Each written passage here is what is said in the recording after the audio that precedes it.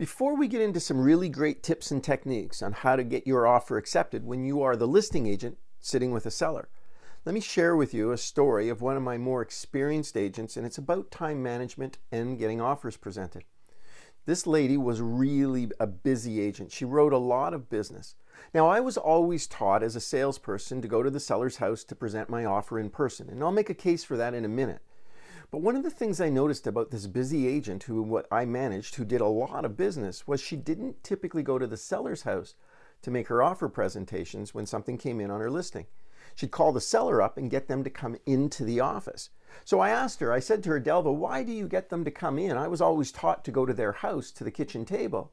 And she said, it's really about time management, Chris. For instance, if it takes me a half an hour to go to their house and an hour to go through the offer, maybe an hour and a half, and another half an hour to come back, I'm in two and a half hours of my time.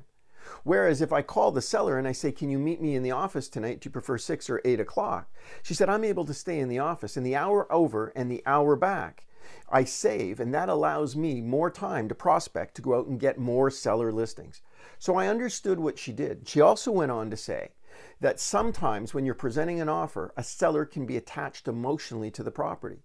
And that really kind of rang a bell with me, because I can remember as a young man, maybe not being as emotionally developed as I needed to be, being on an offer presentation with one of my sellers and literally bringing in a full price offer.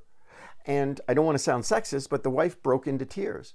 And for a very short moment, I thought, these must be tears of happiness. How wonderful. And then I realized they were tears of sadness. And she was emotionally connected to the memories in the house. She was connected to the anniversaries, the birthdays, the Thanksgivings, the Christmases, and all of the other magical moments that a home really represents. Now, as a young guy, I didn't make that same connection. I'm like, it's a house. What's going on here? It's a full price offer. But the reality was that this was more than a house. It was a home for them.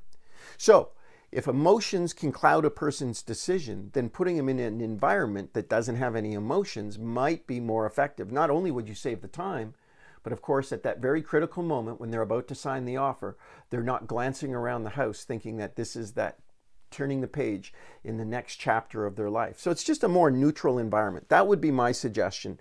But at the end of the day, I really believe no matter where it is, it needs to be in person. And you'll hear me make that argument.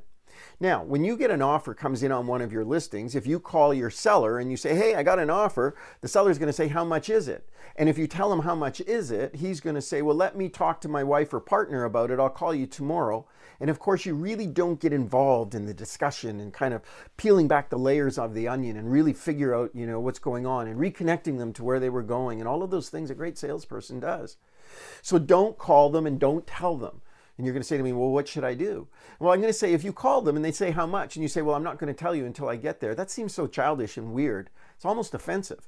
So how do you navigate this without giving up? How do you bring them that present without giving up the surprise? And my suggestion would be have your front desk call and book the appointment. So what I would say to the front desk is, can you call my seller for me? I need an appointment tonight, either 6 or 8 o'clock works. I have to head out for a few minutes and I have to deal with something else. So I want to kind of escape. I want the office to call my seller and say, hey, Chris is getting an offer. They're going to say, how much is it? And the receptionist is going to say, I don't know, he didn't say. And they're going to say, well, where's Chris? And the receptionist is going to say, well, he's out running with something else, but he wanted to know 6 or 8 o'clock tonight. So it's kind of a nice way of putting me in a safe spot that I don't have to give up my magic before I get there. I don't want them to ponder it without discussion, and I don't want to offend them by playing some sort of childish, weird game. So that would be my first suggestion. Have the office book the appointment. Second thing I'm going to suggest is that you complete a seller's net sheet. Now let me tell you about net sheets. First of all, you never, ever, under any circumstances, ever show it to the buyers or the buyer's agent, okay? So for the record, we never show the net sheet to the buyer. But from a seller's perspective, if an offer comes in and it's not quite exactly where the seller wanted it to be, one of the great selling tools using a net sheet is to say to them, well, I know you're not excited about this offer, but let's take a minute and see what it would actually net us when all the dust is settled. What would we have to use towards the purchase of the next property? Now, understand this technique. I've taken them off the top line. I brought them down to the bottom line, and then I carried the bottom line over to what this was really all about. It's never been about divesting of an asset. It's about buying a new home. So if I can connect those two in an L shape, I'm going to get less resistance on the sale because they're going to be more excited about the move. Okay, so that's the second thing. Now, never give this to the buyer's agent. Never show it to a buyer, and only take it out and use it in cases of emergency when they're not happy with the purchase price. Remember, the dialogue for that is, let's take a minute and see what this would actually net us. Now, one of the things I would prepare is collect data on all of the activity. This means the number of views online. This means the number of views that converted to actual showings. And with those showings, I want you to get feedback from the other agent on why the buyer didn't buy this house. What's going on here? What other properties did they look at? I would also like to know what other properties have been listed in the market recently that are competing right now. And I'd like to know what properties sold when ours didn't and what that was all about. The point I'm trying to make is I want to collect enough information so that I'm sitting with the seller. They're going to make the right decisions with the offer that we've gotten because they have information to base that decision on. So give them a reason to say yes, not a reason to be suspicious or to pause because they don't have all of the answers they need. So bring all the data with you. The next thing I'm going to say is, if you've had offers accepted, why were they rejected? What happened the last time? I can tell you more than once in my career, when the market wasn't real fast, it was more of a balanced market, I might have had an offer come in that we couldn't negotiate successfully. It was declined. And a month or two later, we had another offer come in, but it was exactly the same as the first offer. So what does that mean? That means this is what the market's willing to pay. So what was rejected if you had offers? Why was it rejected? And how does that rejection compare to the one we have right now on the table? That's all part of the conversation in making the right choices.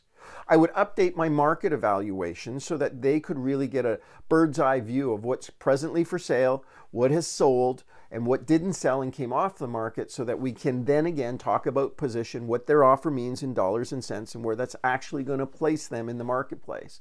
What should they do? The next one I would have is I would gather up some information. Even if the buyer's agent isn't presenting in person, find out who the buyers are. Because at the end of the day, you want to sell the house. And part of that is going to be, how does the seller feel about selling the house to these people? Now, I'm not asking you to soften your negotiations. I'm just asking you to add a human element to this. This isn't just a business transaction. And more than once, after I've gotten a deal done, I've had sellers say to me, listen, as soon as we get the financing conditions moved and everything's firmed up, I'd really like it if the buyers come over, because there's some things about the house I want to share with them. I want them to understand. We've lived here for 20 years, and there's some things we can tell them, where the water shutoff is, or where the extra breaker panel is in the garage, different things like that.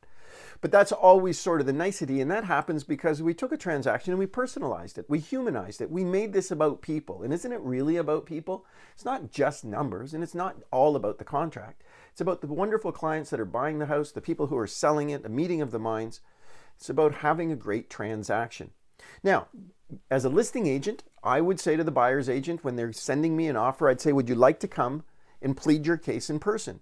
Now, 99% of the agents out there are terrified with that. They're insecure, uncomfortable, and don't feel confident enough to sit across from another professional with an audience of sellers who are considering their offer, and they'll decline. But I'll tell you what, if you asked me to come, I'd come.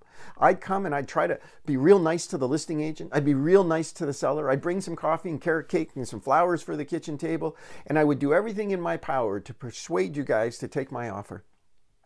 Now, that being said, if the buyer's agent shows up in person, the listing agent needs to say to the buyer's agent, I want to hear all the reasons why you think we should take your offer, but then politely I'm going to ask you to go outside and sit in your car, because we're going to have to talk about the finances and some of the privacy information that we have about making this decision, making the right decision. We can't have that conversation in front of you. Soon as we've made our decision, we'll text you to come back. Now, in my day, we didn't text. We flicked the outside lights. The lights would come on in the house, and that was the signal. They got a sign back for me. And of course, I would come in and get that offer. Now, if I was a buyer's agent and you were the listing agent, I'd ask, can I present? 99 times out of 100, most people would say no. But what I want you to do is extend this courtesy, ask them to come, tell them to plead their case. And when you have an opportunity, no matter what happens, build the other agent up. Don't make them feel small. Use this as an opportunity to make a connection with another agent in the board, because you're going to be a great listing agent and you're going to need an army of advocates selling your stuff. Doesn't it make sense to make friends with people in the business? Doesn't it make sense to be a really great professional that people go out of their way to do business with? This is your chance. And if you are successful, no matter what side of the transaction you are, buyer's agent or seller's agent, make a point of making the bridge across the chasm to the other side. If you brought me an offer and it was accepted, I would, and we got the financing condition moved and we're moving to closing, I would stop by your office with a nice bottle of wine and a handwritten card that said, you know what, it was truly an honor to work with a professional like you, and I would, and I look forward to when I maybe return the favor again. The agent comes in and goes, oh my God, look at this, Cranky Carl bought me a bottle of wine. I love this guy. So that's what we want on either side. You know, so if buyer's agent, you want to stop in and leave something for the listing agent for the buyer's agent, because at the end of the day, we want people selling our stuff. So present in person. Now, when you call your seller and you're getting ready to present the offer, I want you to be prepared. They're going to be anxious. This isn't just selling an asset. This is about their, like I said, their memories. It's emotional. It's an emotionally charged situation. Are they making the right decision? Is the other house going to be right? Are we doing the right thing? We don't want to sell it too cheap. We don't want to pay too much. We got to make sure our math is right. There's a lot going on here. So I need you to be patient, and I need you to be respectful, and I need you to be the adult in the room and stay grounded. They're going to be a little nervous about this whole thing, and I want you to be prepared for that. The next one I would have is, even if the buyer's agent comes or doesn't come, I would pass on compliments from the buyer. Like I would ask the buyer's agent, what was it particularly about the house that the buyer really loved? And one of the things might have been in conversation, oh, by the way, they really like the gardens. So you need to pass that on. You need to say, I just want you to know, the buyer says you did an amazing job on the gardens. They love the boxwoods. They love the hostas. They really think your annuals or your perennial garden is fabulous. And they'd love to ask you some questions about it after all the paperwork's out of the way. Now, how do you think the seller feels about a buyer that demonstrates enough interest in something they're interested in? That connection is happening. We're humanizing the deal, and it's about the people. That's pretty cool.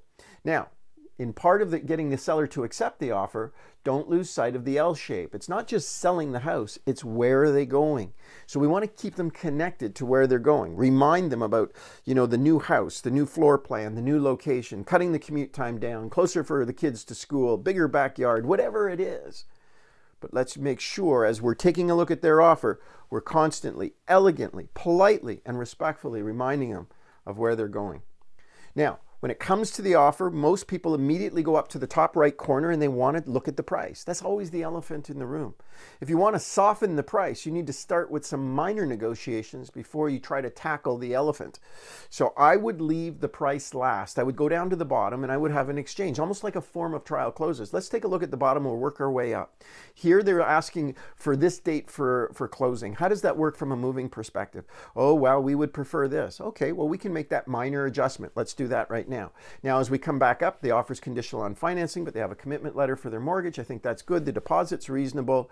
Oh, by the way, in terms of fixtures, they've recognized that you want to take the dining room light chandelier with you. They have no problem with that, but they did ask if you could leave the fridge that's in the garage. Whatever it is, it's an exchange back and forth, and it's a yes, no, and then we get to the price. But here's the thing. Emotionally, when they change the closing date, they're saying in their own mind they're moving.